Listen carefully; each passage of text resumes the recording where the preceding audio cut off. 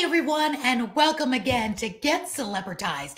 I'm your host, Aurea McGarry, and I am here to help bring you amazing guests that have been there, done that, gone over, under, around, or through life's obstacles, life's challenges, and come out the other side to achieve great successes in their industry, in their world, with their community. And they're here to share with you tips and strategies and tips to help you earn more so you can live more, live on purpose, live big, and experience life as you want it to be. And also so you can give back to your favorite causes and charities and people and places and causes that you care about.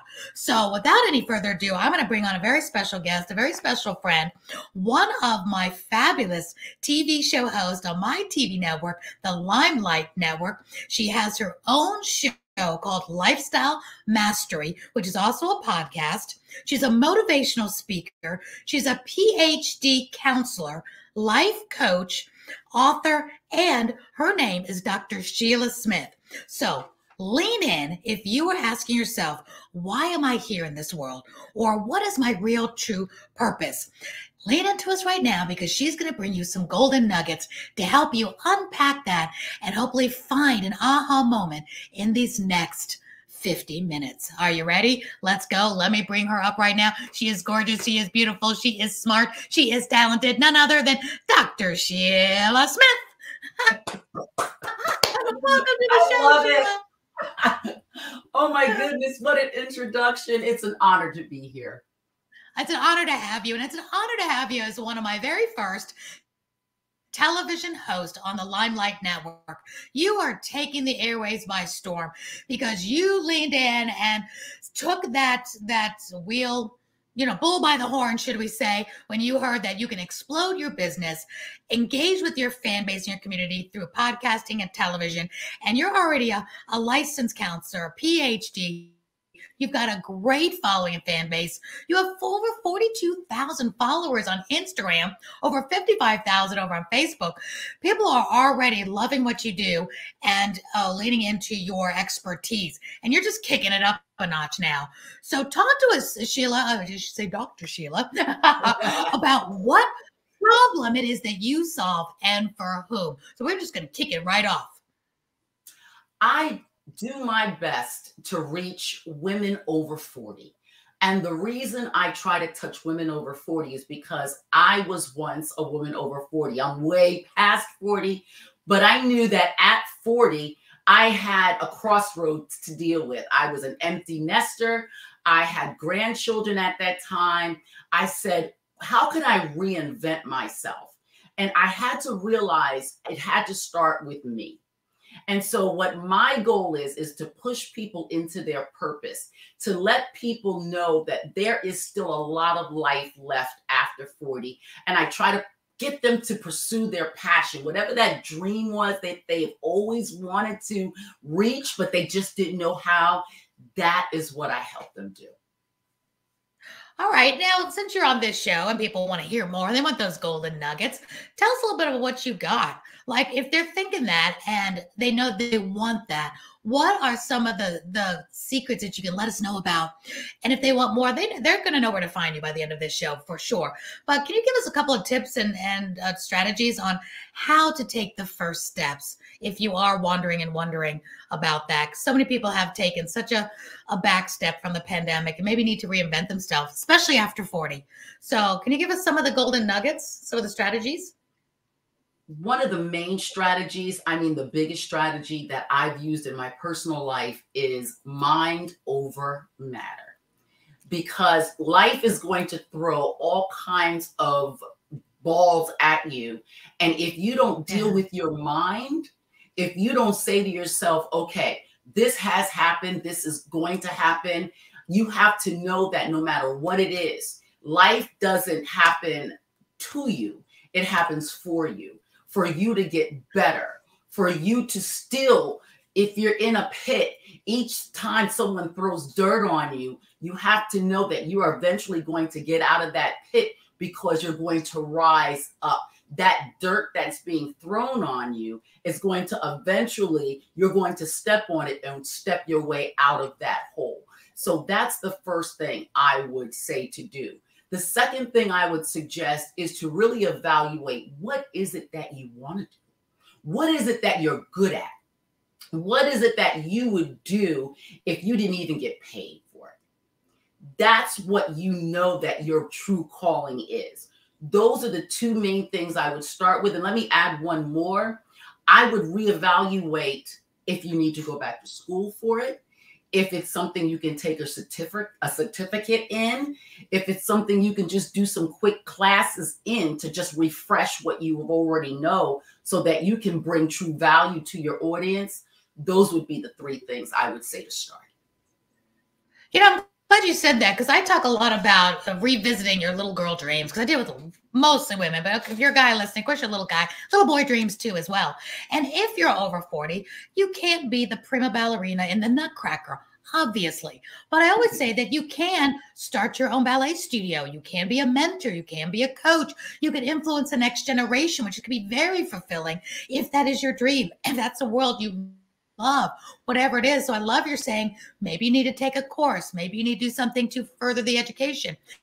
Sheila, you've got, your doctorate and your PhD. You've obviously taken your own advice. And let me go further with this. So let's take this a little bit further. All right, they know what they want. They know what they would do if they could wake up every morning and do it. They know maybe the category. So let's just say it's, why don't we use you as an example? Why don't you give us, do you have a success story of someone that's in an industry that was thinking, all right, I'm in the wrong business. I really would love to be here in this business. What first steps can they do to start that? If maybe it's not more education, maybe they need to start making some money. Do they partner with somebody? Do they make some calls? Do they get a mentor? Do they, what are some of those maybe 2 or 3 steps that they know that much? Okay, this is where I want to be. I'm not here. I know what my dream is. I know what my calling is. But gosh, how do I get from where I am now to there? It's so scary. It's such a big jump. What say you? It is a big jump, and it's bite-sized steps. So the first thing, let me use myself as an example.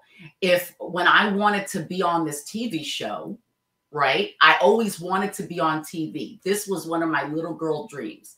So what I did was I decided, well, let me make a couple of YouTube videos. Let me, be on someone's podcast. Let me speak on someone's stage. I tried to do things in that arena so that I can get the practice. I volunteered to do things for people. Like when someone couldn't do their own podcast, I said, well, I can step in and do it for you. That gave me the practice that I needed. The second thing I did was I took a course. I would literally take a course a week to try to better my speaking skills, to try to know how to look into the camera so that I can engage people. I would look in their eyes when I'm talking so that I would know that, you can feel that I'm talking directly to you. And then another thing that I did was get a mentor. Yeah. You have to invest in yourself. Though, yes, and she is my mentor. So you have to invest in yourself. Yeah. And you can't really true, Sheila. School is never out for the pro. Didn't mean to interrupt you. Keep going, but school is never out for the pro. You're saying that's it. Lifetime learner. You have to. You can't think you've arrived and that you've reached the pinnacle and there's no more learning for you. You have to know there's always more that you can learn. And so you got to invest in yourself. Self-development is key. Everybody, the biggest people have a mentor. Oh, and more than that one. I know. Exactly. Yeah, Oprah has 5. Tony Robbins has 5 and more. They have mentors in every category. They have a financial mentor. They have a speaking mentor. They have, marketing mentors, because there is no one Yoda that we need. Oh, this is the only person, the only coach I need. They know it all. You have to have your spiritual guidance as well, your exercise health mentor, keeping it all in balance. And you said a key thing too, because people might be thinking, oh gosh, if I had all the money of Oprah and Tony Robbins, of course I'd be hiring all the best of the best. We know that. But you said a key word, volunteer. When you volunteer and you offer your services, you get mentored for free in some instances. Doesn't happen with everything. But if you want to get back into a career industry or you want to get back involved, first step could be volunteering. There's an industry that has a nonprofit for almost anything you want to be a part of, whether it's the arts or counseling or anywhere, I'll volunteer, offer your services just for it to rub off on you, to start getting some of that free mentorship, that free engagement. And you're saying you're taking a course a week. Talk to us a little bit about what does that mean? Are you paying for a course? How do you find those courses? How do you know the difference between a good course and getting bad information? Because not every course and every mentor is a good fit or even knows what they're talking about. So how do you decipher what course you take this week? What I did was I didn't have the funds to pay for a mentor in this particular area. So what I did was I looked for mentors I know that have good ratings, that have good success stories. I literally looked at their reviews. And after I found them, they had a lot of free YouTube videos. They had a lot of free resources out there.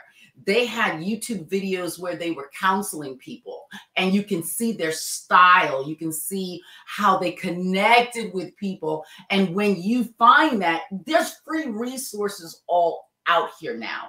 Since the invasion of AI, there's all kinds of information. I mean, ChatGPT, social media.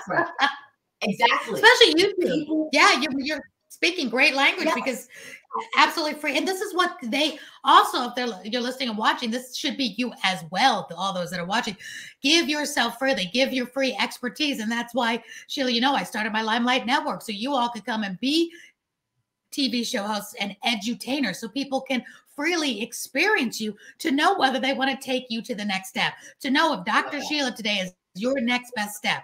You're going to hear her, you're going to see her, you're going to experience her way she does things, the way she talks, her ideas. And if it's for you, you're going to tap in a little more. You're going to find her on the Limelight Network, watch her show, you're going to see her on YouTube.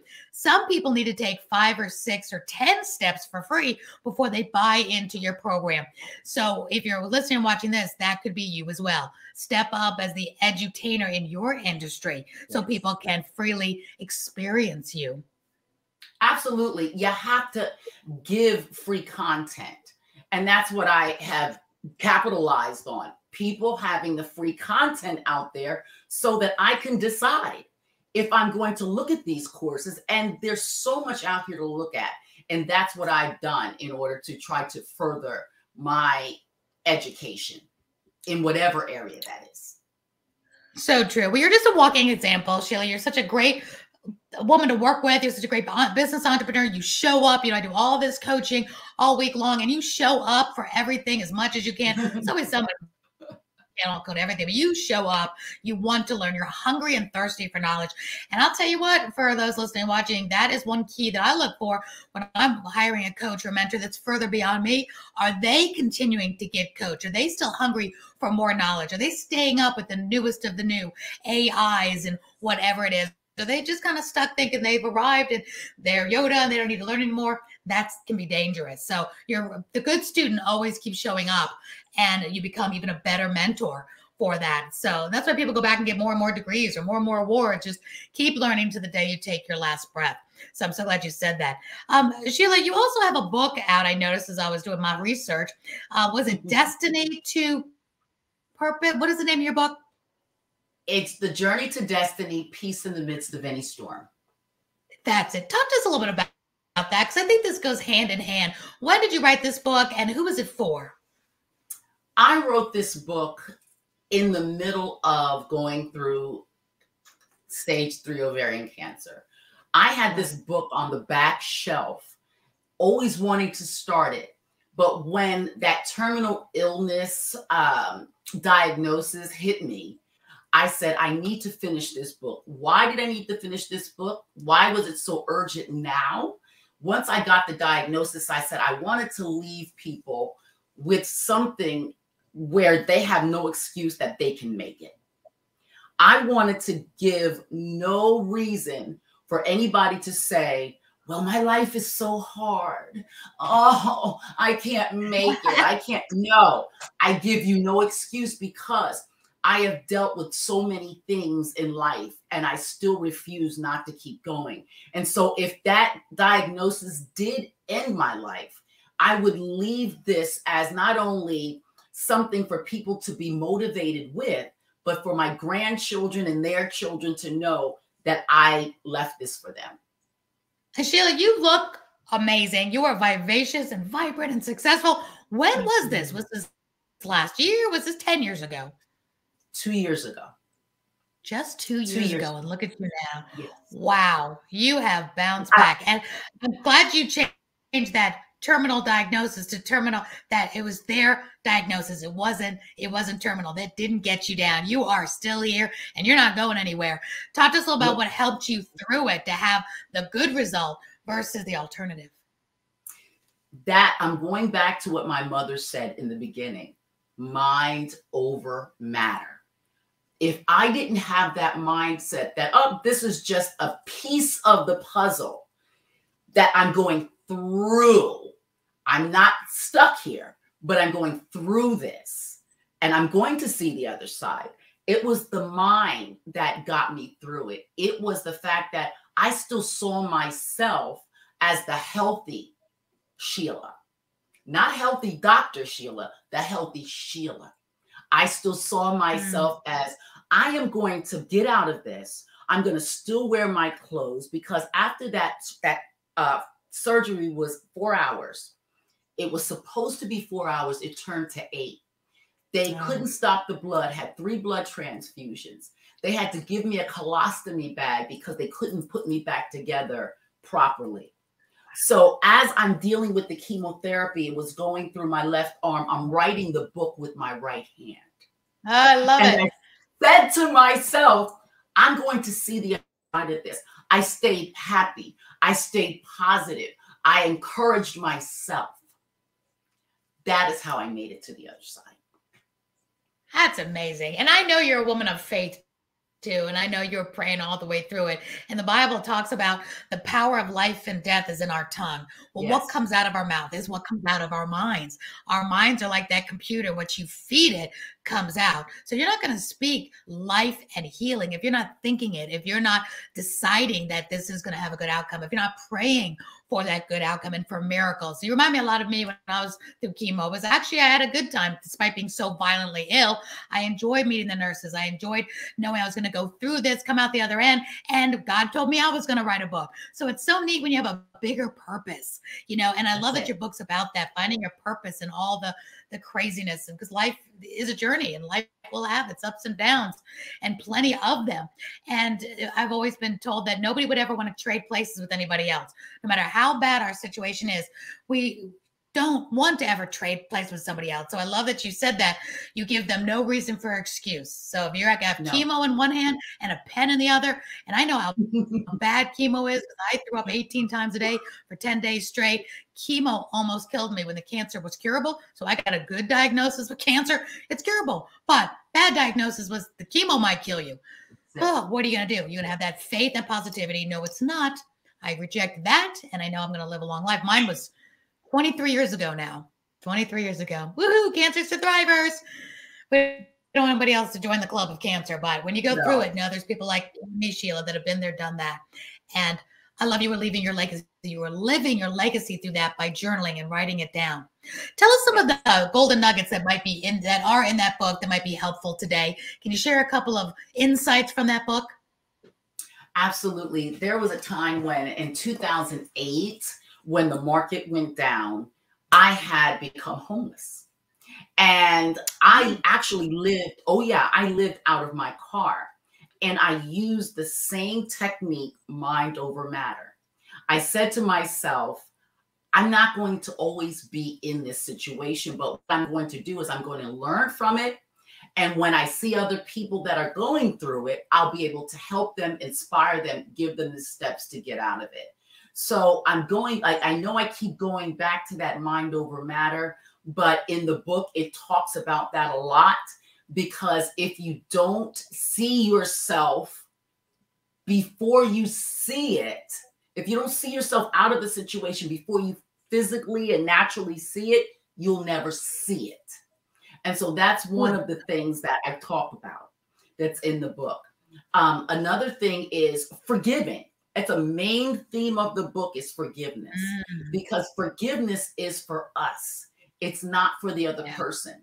If they never say, I'm sorry, it doesn't matter, because we release them. And I found that releasing people from their their sin or releasing people from what they've done to you, it heals you. It heals your body, not only spiritually, but in your soul as well as physically. That is how I was able, once I started forgiving people, I realized that my healing started to begin. So that's another part that is interwoven throughout the book. Tell us the name of the book again. The Journey to Destiny, Peace in the Midst of Any Storm. Because if you don't have peace, you don't have peace. You're going to be angry. You got to make yourself have peace. And you have to tell yourself that what these people are doing to you, if it's people coming at you, if it's just life throwing you just lemons, I know it's cliche, but you have to make that lemonade. You have to make it, because if you don't, you will not end up good. Yeah, you'll succumb to it. I put up your website again, lifestylemastery.club, because I know that's where they can get the book and they can connect with you, Sheila. And you're such a ray of sunshine. You're such a light. And people need more of that in their lives. They need more people that are those balcony friends saying you can do it. And it does seem cliche, but it's not. Maybe it's cliche because it works. Maybe it's cliche because we talk about it all the time. So many people do because we know it works. So everybody's talking about this mindset because it's true. It's happening. It works. You can't be negative. You can't sit with unforgiveness. You can't be, all of that, just garbage coming in and just woe is me and why me and all that. Yes. I don't have any kind of positive life. You just can't. So you got to switch that switch. And most people need help sometimes to get out of the funk. That's why they tap into people like you and me that want to, have that helping hand, reach down and bring them up, say, here, I got you. I'm in a better place. Come on up. And then before you know it, they'll be reaching down to take other people up to where they are. It's that conga line I always talk about. It's always somebody ahead of you we need to reach on to, and somebody behind us that needs us to reach back, and they need to hang on to us, because nobody's arriving. We're all in this. There's always somebody ahead of us. So it's really important to do that. So it's really important for anyone who's listening to, if there's a book inside you, to start journaling. You never know if you'll write the book or not, but journaling it is very therapeutic. Do you find that writing that book was a help? And if so, how? It helped me because it kept my mind off of what I was dealing with. It gave me a focus, because it made me feel like, okay, I'm doing this. I'm not thinking about the pain.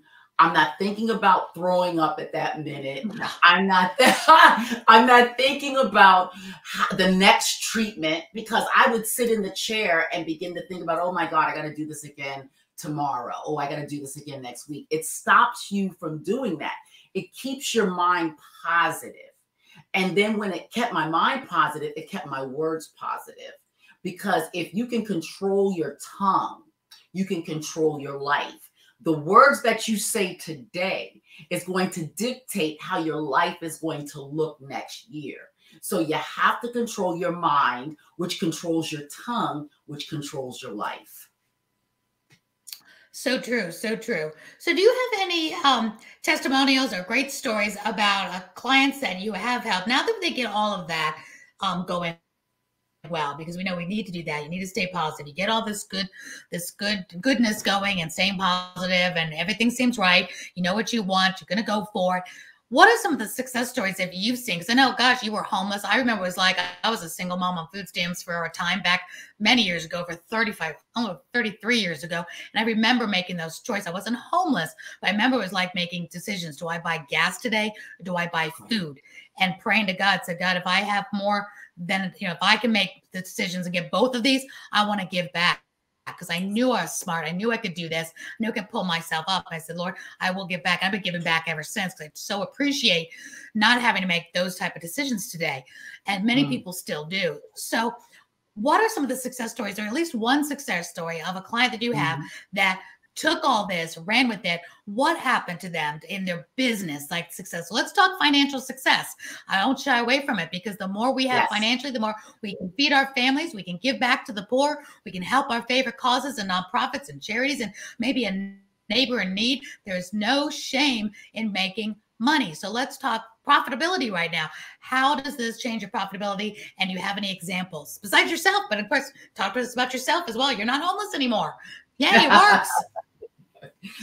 Well, I'm trying to think of which person would be good to. With no names, of course. Okay, no names.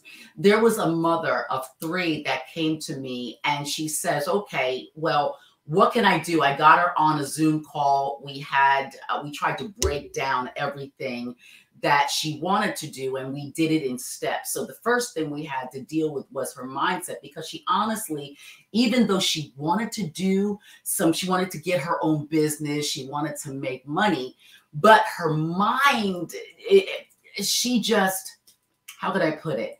She believed that she could do it, but then she had so much self-doubt. She had so much negativity because everyone around her worked a 9-to-5, but she wanted to be an entrepreneur. But the entrepreneur mindset is so different than a 9-to-5 person that is content working that.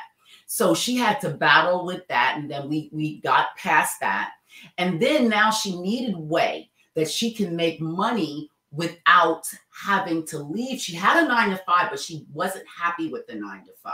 She wanted to, break out. So I taught her ways where she could do online selling of herself, creating courses, creating membership sites so that she could have that extra money coming in so that she could still do her 9-to-5. And then once she started making more money in her entrepreneurial journey, then she was able to leave her 9-to-5. And now she's able to do that full time.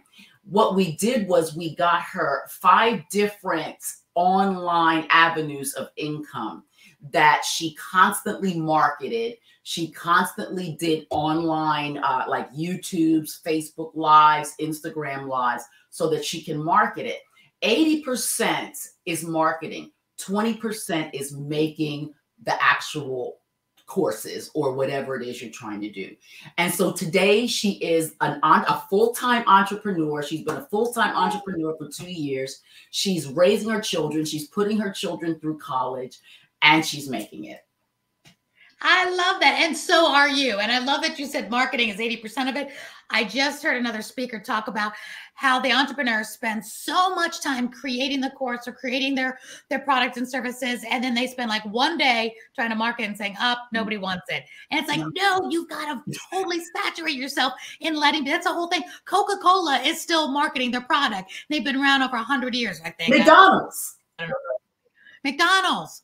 Walmart, you see commercials for Budweiser, all of them, they never stop marketing. We all know what a Coca-Cola is. We all know what Pepsi is, but they have to keep it in our mind constantly.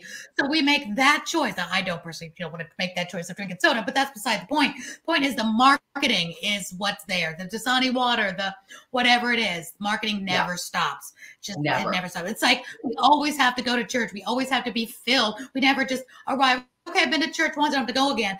You got to go week after week after week. You got to keep doing this, So I think that's so great. And, that's one reason why I jumped into running my own television network, because marketing, being able for people to be able to experience you and find you now, whether it's Apple TV or Roku or Amazon Fire or YouTube, all the places, by having your own show and your own podcast for the entrepreneur, they can educate all the time, every week, week in, week out, and have a much bigger platform and voice very affordably. And you're one of the best examples here, saying, yep, part of my marketing, because you already have the goods. Now you need more people to know that you have the solution to their pain. So how do people tap into you? Like, who's really your ideal client? I know you said a little bit about the beginning, but really hone into, if people are listening now, what you like to let them know before they make that first move to connect with you, because this is a really big deal for people to be able to create that course or create that product or service that now can help them leave that 9-to-5, which is so many people's dream.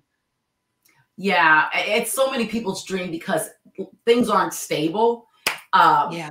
People are losing jobs. I mean, they're losing jobs in droves. So how they can reach in and contact me is lifestylemastery.club. Then what we do is a Zoom call to see if we're a fit. My ideal client is, I want to make sure that I can really help. I don't want to, because there's a lot of people that's willing to take your money. I don't want to do that. I want to make sure that there's a viable outcome, that Good. you can deal with my personality and I can deal with your personality. You know, I mean, just being honest, because everyone's personality, Absolutely. it doesn't fit. So just getting to know each other, like not just a call, but like a face-to-face, so that we can, you know, you can see me animated and you can see I'm passionate. And then once we do that, we decide, and then we carry it on from there. If you want to go to a course that I have, if I want, you know, you want to go to a book that I have, you want to go to a membership site that I have, there's so many different options, but it starts out with that free Zoom call. I love that. And now they can experience you with your new television show, Lifestyle Mastery. I think that's so great. Tell us about your show and what you bring to the table, to the audience with your show, because I know you're now expanding into being a television show host and a podcaster and bringing more of your expertise to the airwaves. So tell us about what people can learn by listening and watching your show. My upcoming show, I'm so excited about it. This week coming up is with mindset expert Doug Gordon. And that show is going to be amazing, because what I strive to do is bring people that will bring value. That will bring value in the mindset, that will bring value in business, that will bring value. And if you need a social media, learning how to maneuver your way through social media, because a lot of people over 40, they're intimidated by AI. They're intimidated by social media. So whatever I look at, me being over 40, what would I like to learn? And so I look for those people that will help. Like if I were saying to myself, okay, I need to get better in social media, I find that person and I bring them on.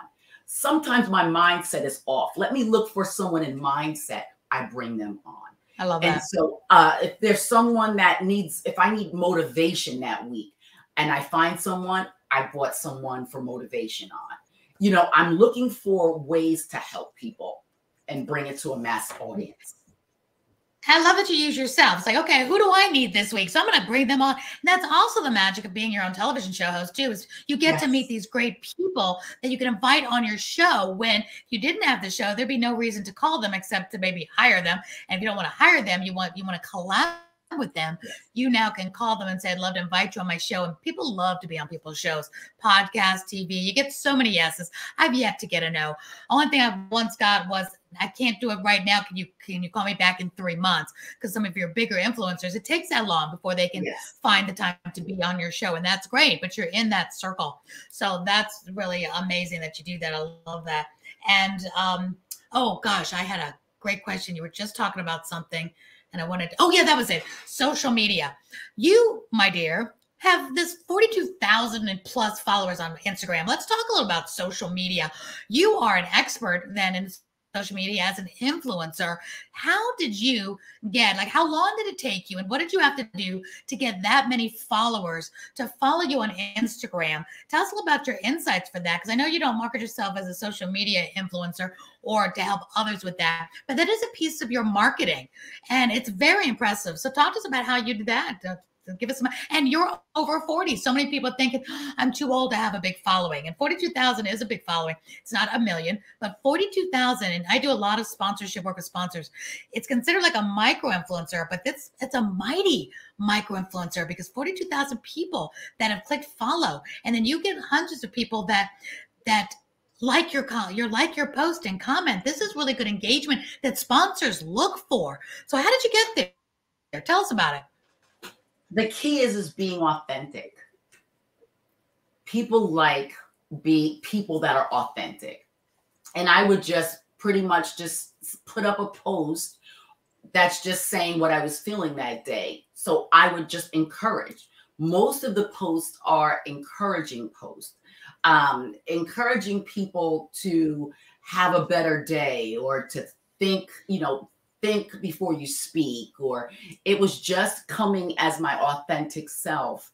I do the same thing on every platform and they like it. People like it.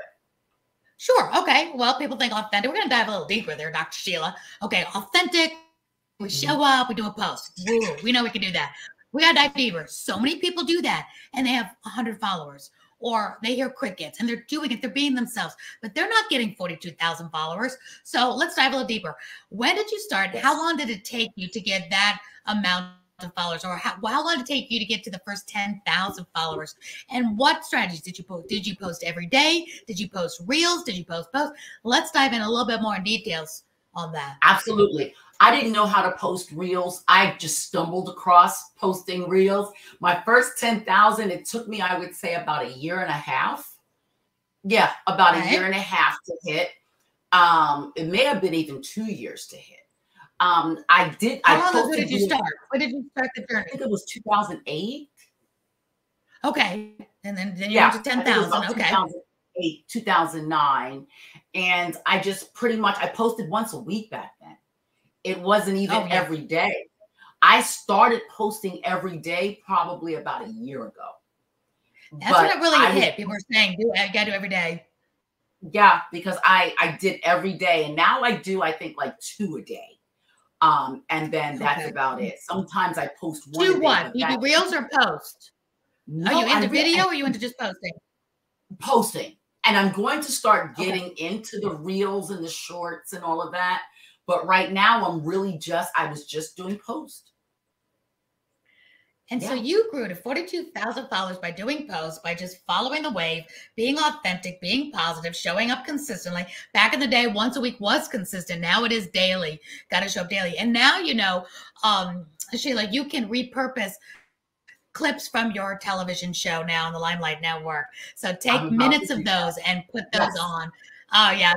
Drive them to your show because that's where they can really experience you. So what other tips do you have? Is Instagram your favorite? Go ahead. Instagram is not my favorite, actually. Facebook is more my favorite. Facebook is really my favorite. Why is that? I guess I don't know. It's like, I guess because I was on there longer, that just tends to be my favorite. That was my first social media outlet, if you will. But the other thing I did on Instagram, as well as Facebook, was I genuinely commented on people's posts. I genuinely liked it. Yes. I saw something, especially on LinkedIn as well. I would see the post. I would engage with people. I was constantly engaging with people. It wasn't just clicking like. Right. It was literally, oh my goodness, that was so great. I loved when you had that guest on, I look forward to seeing more of what you're going to bring. I gave a genuine, comment. You are preaching my language. I love it. We've been saying that for so long. Engage, because then that lets other people's audience see you. Because you always, especially if you're starting from 0 or starting with 1,000 or start with 100, it's harder to get people to come just to you organically. But if you go to other people's that have your audience and you can engage in conversation, not sell them, not poach them, just enjoy the conversation. Other experts that are in your industry, whether you're a photographer, chiropractor, lifestyle coach, beauty expert, go to those people that you look up to that have the bigger following and post and comment on their comments. They love that and they get to see you. That's how those engagements are made. And I know one that has been my favorite has been Clubhouse, which is where I know you from. And so many people now, and we're in 2023, saying, oh, it's going away, it's going away. I still resonate in there. I still love it. It's where I build most of my business because people can talk to me and I can talk and engage with them. And it is what you make it. I don't need 1 million people to hear me today. If I have 50 people in the room that all are podcasters or all want to learn how to market, you know what you can do with 50 people in the room or 20 people in the room that have the pain that you solve? It's phenomenal. If you get into the right rooms or start your own rooms or houses, it's such a great place to be, or LinkedIn audio or Twitter or Spaces, whatever. But I really enjoy the audio. That's why I love TV and podcasting so much. Because when I hear somebody's voice, when I hear them giving me the solution to a pain, that resonates in me even bigger. When I had cancer, I listened to the Bible on tape. It spoke into me. I couldn't read it because my eyesight got really ruined from the steroid. But listening to things really works the way. That's how I learn best. What say you? Well, it's so funny that you bring up the Clubhouse and the social audio. That's where I heard your story. That's when your story resonated with me. And that's when I heard it, I immediately went over to YouTube to hear your TEDx speak, your story. And so from there, that's how I wanted to connect with you. So those outlets are so super powerful, those social audio outlets, because that's how I want to connect with people. Once I hear their voice, once I hear that sound, I instantly know that's who I need to connect with because I resonate with them. Absolutely. And the way you're saying you engage in other people's posts. So let's take this conversation on for a second because it really resonates. It's the new way, no matter what platform you use. Audio apps now are here to stay, and there'll probably a million more coming down the pike, but you need to be on a few of them, at least one really well, and then maybe an extra one or two, and join other people's groups first. Don't try to just open a room or open a Twitter space or a LinkedIn audio room by yourself. Grab some other people, find out where they are speaking, go join the rooms, get the feel for how it all works, and then ask some of those people that resonate with you to help you open your first room or your first space. There's Clapper now, which is audio rooms. There's Clubhouse, there's Twitter Spaces, and there's LinkedIn. Those are some of my favorites. Clubhouse being my first and foremost. Yeah, Clapper is where we're going. I'm going to start doing more rooms on Celebritize Your Business and Clapper, and I'm going to be partnering with you all my TV show hosts. We're going to start doing rooms over there all about celebritizing and marketing your business. So I'm not going to go open the room alone. I'm going to have you all come on in there and tap into your expertise. So if you're listening to this, look my name up, Aurea McGarry, look up Dr. Sheila, Celebritize Your Business. We're on all the audio apps, and we're going to really lean in. And I'm not going to do too many. I like to really keep it small, like Clubhouse, Clapper, and then maybe LinkedIn. But I love using StreamYard, which is what we use for the television show, to go live simultaneously with one thing you're doing. You could do one tip or one show. You could be live all at the same time on 3 or 4 or 5 different platforms using StreamYard, which is so fun. And you all my hosts get that for free with your television show. So utilize that and go live, because live is another way of having an audio type of app. People can see you, hear you, can know, like, and trust you, see your mannerisms. Do you talk too fast? Do you talk too slow? What is, like you're saying, what is your personality? And I love that. I never once gained, I don't think I've gained any client from any post I've ever done. I've gained it from either doing a live or now with the audio apps and doing live in-person events. That's where I got all my clients before the pandemic, was live on stage. I sold out my events by being on stage, letting them know I'm having an event. It's all about that people connection. So do you find that same thing works for you? Same thing. We're New Yorkers. You know what I mean? Yeah, we're Northerners. And so we're people gravitate to us in person versus anything else like post, because they can't get the fullness of who we are. We're dramatic, we're over the top. We speak sometimes kind of fast, but once we're in person, listen faster. Listen faster. So they love us in person versus just a simple post. So I agree. And I'm the same way too, because I listen to Tony Robbins. I listen to Mel Robbins. I listen to Marie Folio. Yes. I love to hear them, and I love to multitask. And that's what the audio apps are great for, because I'm always on a Clubhouse room and I'm listening and learning while I'm doing other things. It's like white noise to me. I'm getting it. But there's times when I really need to stop other things and write notes and really lean in or add to the conversation. And by listening to it all the time, I know I have that opportunity to make it more and jump in. But what's the alternative? Putting the news on or having nothing going on or just music. Music to me is fine, but I've never been the type of person just to turn on music. I constantly want to learn. And being from New York, I think we constantly like that noise. I love the sirens. I love the ambulances. I love just hearing people, the hustle and bustle. I sleep best when there's a lot of people in the house, like Thanksgiving or Christmas. I can take such a great nap on the couch with everybody in the house versus quiet and the crickets. I don't sleep good. So everybody needs to know their own style. But if you can have an audio app in the background and be listening in, knowing that at any moment you might have the opportunity to chime in and give your expertise. That's how I started 2.5 years ago on Clubhouse. I just started being that fly on the wall, went up to the stage, listened, didn't have any plans on opening up my mouth, but all of a sudden it's like, oh, I have something to say. Oh, I have a question. Before you know it, now we're leading the rooms, and it's been the best thing that's ever happened to my business. But you have to start by showing up. Well, and you see what you just said. It's been the best thing. And that's, if you didn't do that 2.5 years ago, I wouldn't be on your network. I wouldn't have never heard you. This has truly changed my life, this opportunity. And so if you're out there and you've ever had a little girl dream to be on TV, I would suggest you connect with Aurea McGarry, because she can teach you how to do that, and to do it professionally, and to do it with fun. And Dr. Sheila, they also have access to you. I love that we're a community with our television show hosts, that you bring to the table the mindset piece. Others bring in the PR piece. Others bring in, we have another social media expert. You know, Tina does Instagram as well.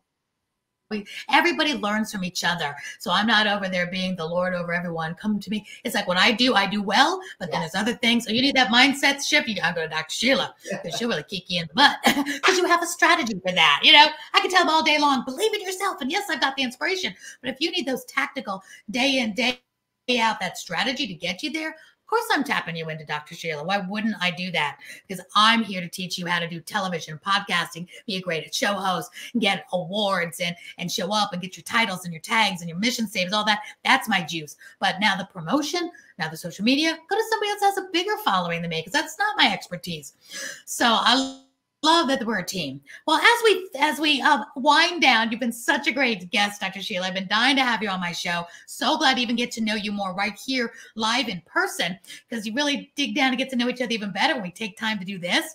So I love ending my show with giving the viewers and the listeners a special insight to what is your legacy. You have this wonderful book about purpose and destiny. So I know this is going to be a great question to ask you. That when it's all said and done, what do you want your legacy to be? How do you want to be remembered? What footprint do you want to leave, and on whom? I want to leave a footprint on women that they will always be able to make it. Being a teenage mother with 3 children by the time I was 18, and I have 14 grandchildren now. 14.